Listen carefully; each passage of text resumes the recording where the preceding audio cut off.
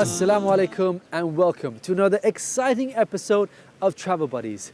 Today I'm in the southwesterly coastal city of Swansea.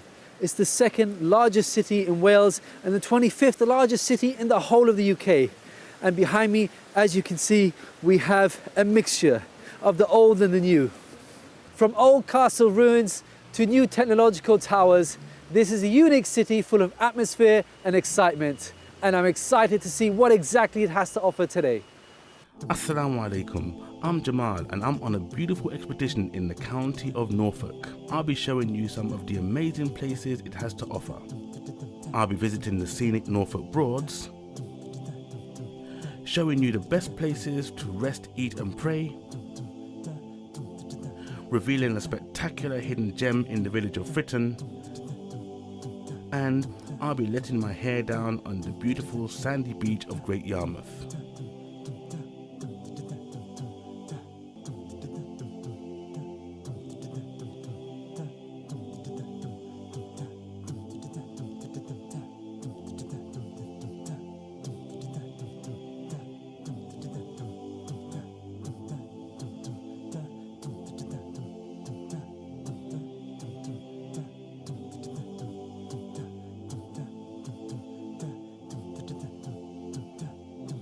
So Tarek's going to be travelling from London today, and it's going to take him around 3 hours to get there.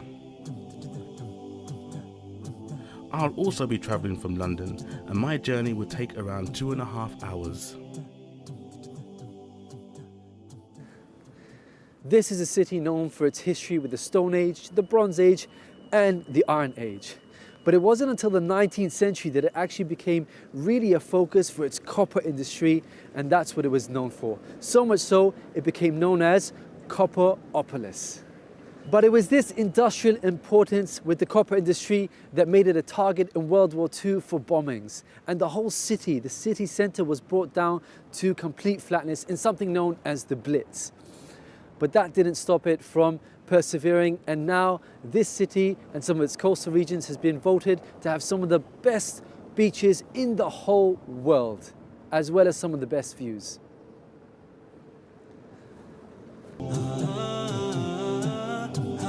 So this is Norfolk. What a beautiful place it is. Norfolk, amongst other things, is famous for its Broads. And here in Broads Tours, which is in Wroxham, we can see an amazing sight of people who are enjoying the boating, the life of boating. Who would have thought that this would have been on our doorsteps? What we're seeing here now are many people who have come out in couples and in families, and you can rent your own boats, or if not, if you don't want to rent your own boat, you can actually go out on a paid boat tour. And one of the things that is even more amazing than that is the fact that you, as a family, you can actually rent a boat for a whole week, and you could take a tour for as little as £2,500 for one whole week on some fantastic leisure yachts. So let's check out a few more of these things here, and maybe I might even get a chance to jump on the boat myself.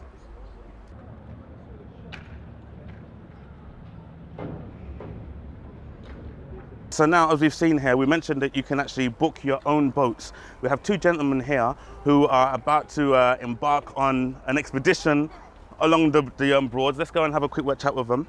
Hi, gentlemen. Hello. How you doing? You okay? Good, thanks. My name's Jamaal. Welcome aboard. Yeah. Thank you very much. Oh, I've got my sea legs on. So you're just about to go out on the boat now. Is this your first time coming to the Broads? Yeah, I'm a Norfolk virgin. This is my first go. So, I mean, what's the whole process here now? How long does it take to learn how to navigate one of these? And, how come you're so confident you're going to be okay? We were given a quick run through of how the boat works, so I guess we'll find out if that was sufficient. But yeah, I'm confident. I think we should be all right. So what would you say to somebody who's actually thinking about coming out on a trip like this, and are probably thinking that it's maybe not worth it, or it's a bit daunting? I'd say just go for it. What's the worst that could happen? There's a life ring. What's the worst that can happen? Yeah. You should be all right. I don't think they go that fast. It's not, it's nothing crazy, is it? But anyway, I don't want to waste your 2 hours of time. Right. Thank you very much, gentlemen. Hope we might see you right. on the way back here. Take care. Safe journey. What did they say? Bon voyage? Yeah. Thanks very much. Take care. See ya. Okay, I don't want to make sure I don't trip off there. So they're going to go out. Maybe we might even see them when they come back after 2 hours. But if not, then we're going to take a look at some of the other boats and see what else there is. And as I said, it's such an amazing place. There are people everywhere. And, you know, they've come from far and wide. These gentlemen came all the way from London. So you can see it's a worthwhile journey. So let's take a look at a few more things and see exactly what this place has to offer.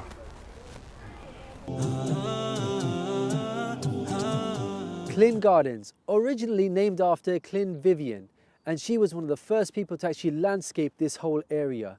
And she's from a family called the Vivian family, who in the 18th century purchased all of this land. Since then, many other people have come and added on their 2 pence to help develop the land. But it's a beautiful area, 19 hectares of land. 19 hectares is a big space, plenty of space for the family to roam around. And as well as that, 2,000 different types of flowers available here. When you look around, you'll see gazebos overlooking the beautiful coast behind me, as well as different paths and trails to see what it has to offer. What I really like about this place is where it's situated. It's just outside Swansea, on the way to different other hotspots of tourist attractions in the area, so it's easy as you're passing through. So what's really special about this place is you can actually stay here as well. As you can see, they have these very colourful penthouses which you can rent for up to a week. So I think it's very much worthwhile coming to visit this spectacular place, which is Broads Tors in Wroxham, Norfolk. Now don't forget, this is what it's all about. It's about the water, it's about the families, it's about the fun. There's so much to do here that it's well worthwhile just coming for a day initially, and then you could take it from there. But I'm telling you now, brothers and sisters, this is a place to be. See you on the next location.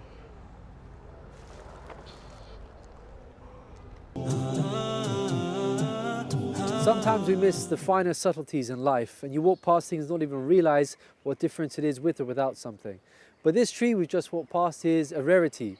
It's actually the magnolia tree, the Magnolia campili tree, and it's normally found in the Himalayan mountains. But we have it here in this beautiful garden. We have something all the way from the Himalayan mountains.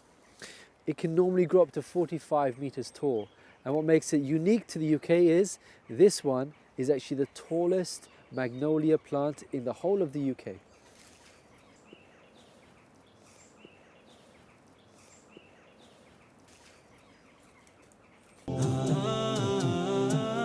It's important to know where the best places are to eat, of course where the best sites are, but most importantly, it's important to know where you can pray.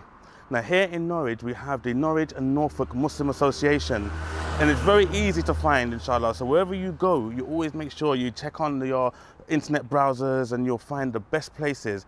Here, you'll be surprised, it's not just any masjid, it's quite beautiful actually, because inside there's a really wonderful community. Now let's take a quick look before we pray and see what you think.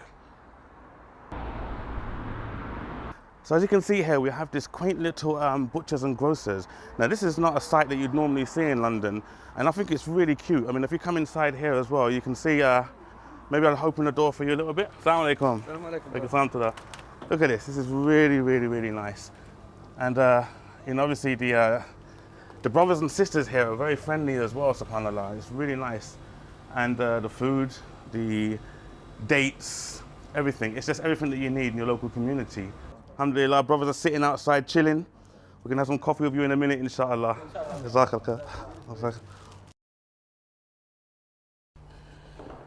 mean, that's really nice. The brothers are really friendly, mashallah, just sitting outside having their coffee. Beautiful. And obviously, if you've done some traveling, there's nothing more special than to come to a place like this and feel welcome. You know, the last thing you want is to come and just feel like you're in the way or interfering. But look, they have the wudu area here. It's quite nice. And a little cafeteria here. This is also very nice. It's quiet at the moment, but I'm sure you can just imagine this being filled with yourself and your families. Look in the background, we've got a pool table over there as well. But this is the business end. This is what it's all about. So you've had a long day, you've been with your family, you've seen the sights, eaten the food, but now it's time for the salah. And this is the peace and tranquility that you need. This is what it's all about. And if you ask me, there's no better way to fill your day than to be in a place like this.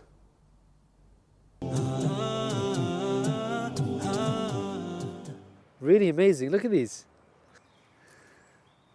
Wow. I feel like I'm in a tropical rainforest with these things. Look at the buds. Oh, this is amazing, subhanAllah. This looks like something from another planet. I've been to quite a few botanical gardens in my time, but what I feel makes this place particularly unique is its diversity. There's things here that you can't find in any other place, let alone the country, but actually in the world. This, for example, is a Japanese cedar tree, only found normally in Japan, but we have them here in the UK. Who would have thought? A short while ago, I passed by a Himalayan magnolia tree. So we have Japan, we have magnolian trees from Himalayas. Who would have thought that right here in the UK, just a few hours drive away, maybe from Manchester, from London, we have all of this. And there's a real sense of prehistoricness to this location. When I look around and you see these big leaves from the tree, the different greens in the pathways from different branches, it really feels like I've walked into something, historic. And I think that's what might have been the aim when they first started off landscaping this place. Something for all the family to come and enjoy and really marvel at.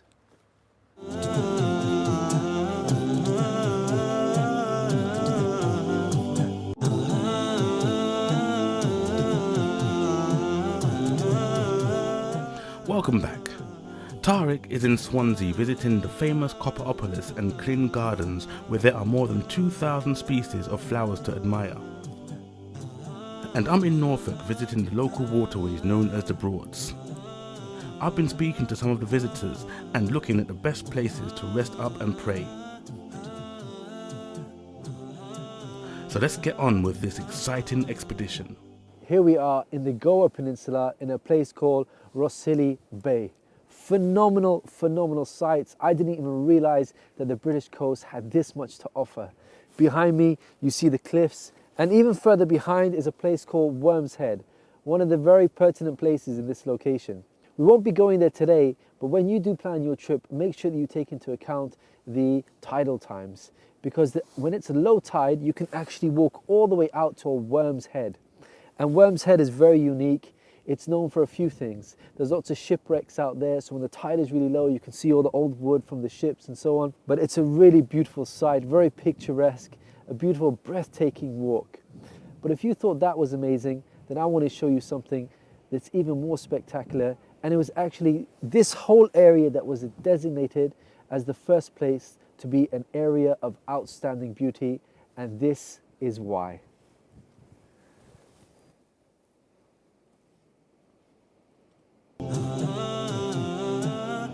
Just a few short miles from Great Yarmouth lies the village of Fritton.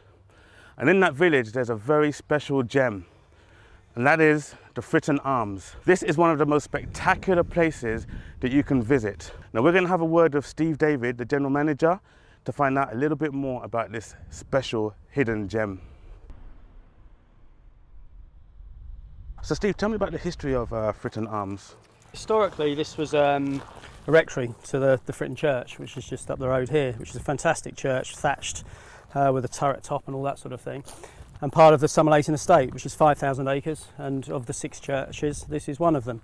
So the rectory historically was a house, and then Lord Somerleyton and his family, about 12 or 13 years ago, decided to turn it into a bed and breakfast. And then from the bed and breakfast, it then became sort of a small boutique sort of inn. In its sort of 10th year now as a hotel. We've got 9 bedrooms, and all a common theme but individually designed, and surrounded by great parkland. So yeah. In terms of a family coming here now, so the cottages has everything, right? What else can they expect to look forward to on the grounds? Well, the nice thing is that we've got various holistic fields of entertainment. Yeah. So we can introduce a forager, for example, to come and take you around and learn about the estate. And so you might be foraging for wild garlic that you might cook with later on, or you might bring to one of our chefs. We have a lake here with pike in it, so you can go fishing. We have go-karts which you can ride through the parkland, and bicycles, or if you wanted to bring your own bikes, then the park is open for that as well. So there's lots of things to do entertainment-wise. And of course, the beautiful lake. What can you tell us about this place here? Well, the lake, at one point, it was one of the biggest open waterways in the country. Yeah. I think that probably hasn't changed very much. We think there are crayfish in the lake, and we would like to cultivate that a bit more. There's certainly pike, and we've had evidence of that in We our saw restaurant. that, that massive one. At least you're not lying when you say it was this big. Exactly right, exactly right. Yeah. And it's fairly well stocked, and you can fish it. But it also brings in another dimension. We have, for example, open water swimming now. So through the warmer season, you can come here, you can open water swim. We have a triathlon here. So there's the cycling element, the running element, and obviously then onto the water for the final swim. There's all things go on the lake. The fishes that you catch, are you allowed to eat them? Yeah, absolutely. Yeah, Yeah. certain. I'm not sure of the exact season. I'm not a fisherman myself, Okay. but we can take the pike from here. I think there's also perch in here, and they can go up to our kitchens and be used. Absolutely. Well, all I can say is this is a place to be, and if you haven't taken the address down yet, make sure you do. It's a Fritton Arms in Fritton. Steve, what can you tell our viewers right now to make sure that they're here by next weekend? Well, I think what they should know is it's probably amongst the best food in the region already. You can be sure that it's locally sourced. You can be sure it's cooked expertly, and you will certainly get some great hospitality when you get here. So there you have it, the Fritton Arms. Now tell me something, how could you ignore the opportunity to visit a place like this?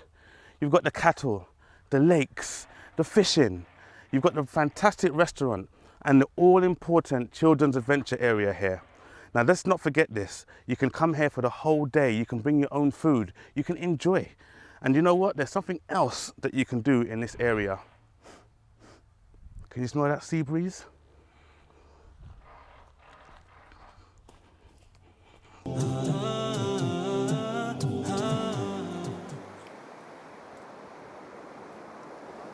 And if you thought that this beach was familiar, that's because it is.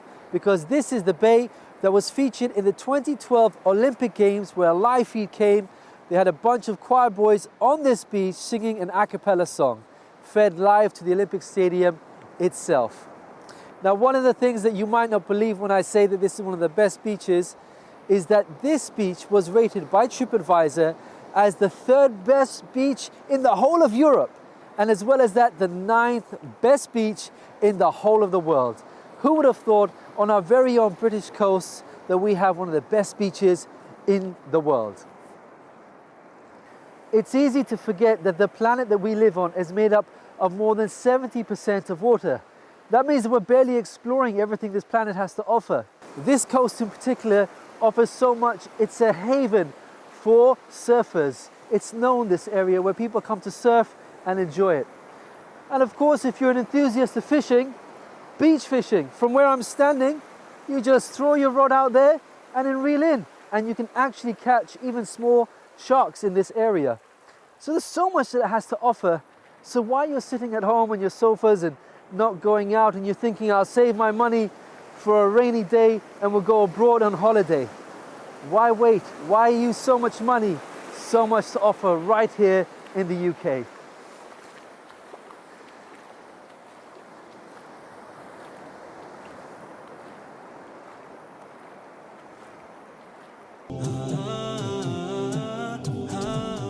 Ah, there you are.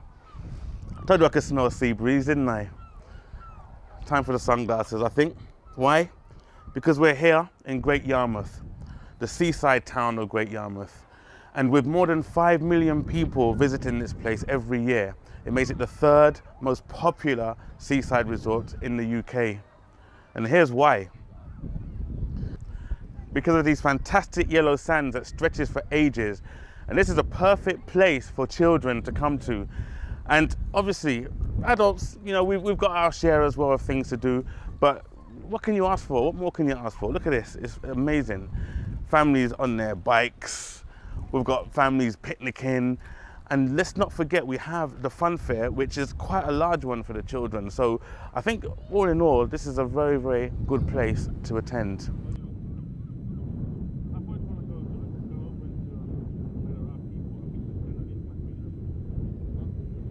I've just been speaking to Dan over here, very interesting individual. And as you can see, he's flying this kite. It's his second day flying it. He just told us that in the distance, right over there, you may or may not be able to see it, there's a line there, which is the small island of Scroby Sense. And if you look very carefully, you'll see some miniature black dots, and those are seals. There's a chartered boat which will take you out to the island, and you can actually take pictures of the seals and see them. So I find that very fascinating. And as you can see here with his kite flying, it looks very dangerous. But all in all, it makes for the beautiful scenery.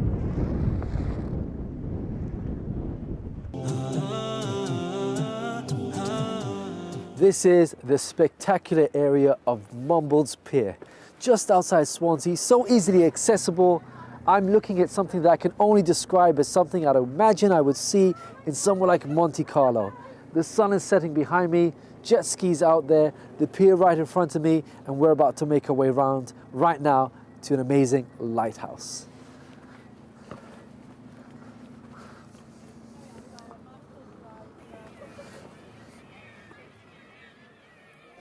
Mumbles Lighthouse, built in the 1970s. What a sight it is. And it was in 1995 that it actually became a fully solar-powered lighthouse. So that big light that you see going around, all powered by solar power. What's really interesting is, at the moment it's high tide, but in low tide, this area, all the water goes out and you can actually walk out to the lighthouse. Very hard to imagine right now with all the water here, but a beautiful sight nonetheless.